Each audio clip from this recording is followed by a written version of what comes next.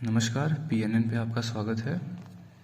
जैसा कि supreme court ने रिसेंटली एक बहुत इम्पॉर्टेंट वर्डिक्ट दिया है, जिसमें सुप्रीम कोर्ट ने ये अपहेल्ड किया है कि जो 10% ईडब्ल्यूएस कोटा दिया जा रहा है वो वैलिड है एंड वो बेसिक स्ट्रक्चर को वॉलेट नहीं करता है। फिर जैसा कि 2019 में पार्लियामेंट ने एक कॉन्स्टिट्यूशनल अमेंडमेंट पास किया था और उसमें पहली बार इकोनॉमिक स्टेटस की बेसिस पे 10% रिजर्वेशन देने का तय किया था। कि देखिए, इससे पहले जितने भी रिजर्वेशंस दिए जाते थे वो सोशल और एजुकेशनल बैकग्राउंड को ध्यान में रखते हुए और उनकी बेसिस पे दिए जाते थे। ये ऐसा पहली बार हुआ था कि एक सिर्फ इकोनॉमिक स्टेटस की बेसिस पे रिजर्वेशन दिया जा रहा था। और ये जो रिजर्वेशन दिया जा रहा था ये उनको दिया जा रहा था जो रिजर्वेशन के दायरे से बाहर थे। इसमें शेड्यूल कास्ट, शेड्यूल ट्राइब और अदर बैकवर्ड क्लासेस को इस रिजर्वेशन के दायरे से बाहर रखा गया था। चूँकि कॉन्स्टिट्यूशनल अमेंडमेंट था तो इसका चैलेंज होना सुप्रीम कोर्ट में स्वाभाविक था।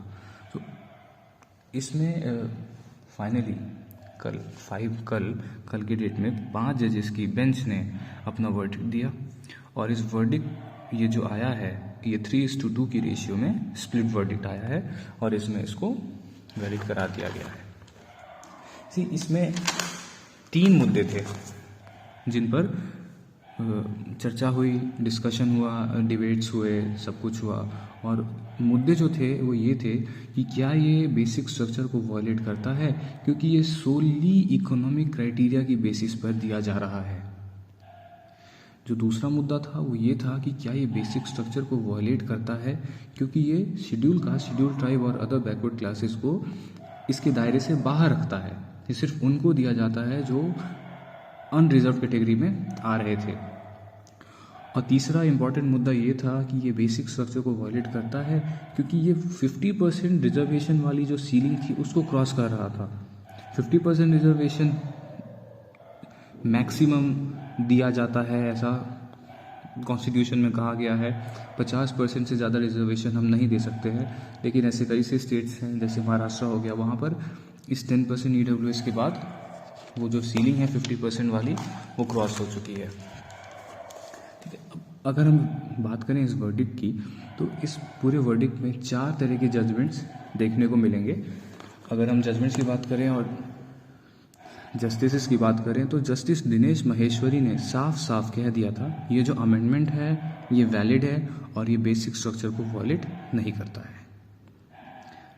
जस्टिस बेला एम त्रिवेदी जी का ये मानना है कि ये वैलिड तो है लेकिन एक समय सीमा फिक्स होनी चाहिए इसकी वैलिडिटी के लिए। जैसे कि इसको 10 साल के लिए ही अप्लाई करना है, 10 साल तक ही ये वैलिड है, 10 साल के बाद चीज़ें सुधर जाएंगी, इकोनॉमी सुधर जाएगी, इकोनॉमिक स्टेटस सुधर जाएगा तो फिर इस रिजर्वेशन की ज़रूरत नहीं पड़ेगी। तो एक जो दायरा दिया गया है वो दायरे के अंदर होना चाहिए, तो समय सीमा ज़रूरी है, ऐसा जस्टिस बेला एम त्रिवेदी का मानना है।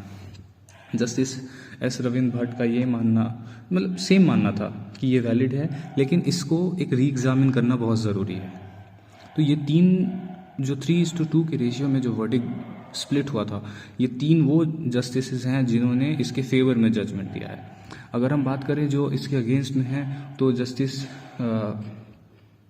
JB पर्दीवाला और justice chief justice of India UU Lalit ने इसमें जो इस वर्डिक्ट के अगेंस्ट में अपना डिसीजन दिया और कहा कि ये SC ST OBC की राइट्स को वॉयलेट करता है, इसको SC ST और OBC को दायरे के अंदर लाना चाहिए, ये दायरे के बाहर है इसलिए ये वॉयलेट कर रहा है बेसिक स्ट्रक्चर को।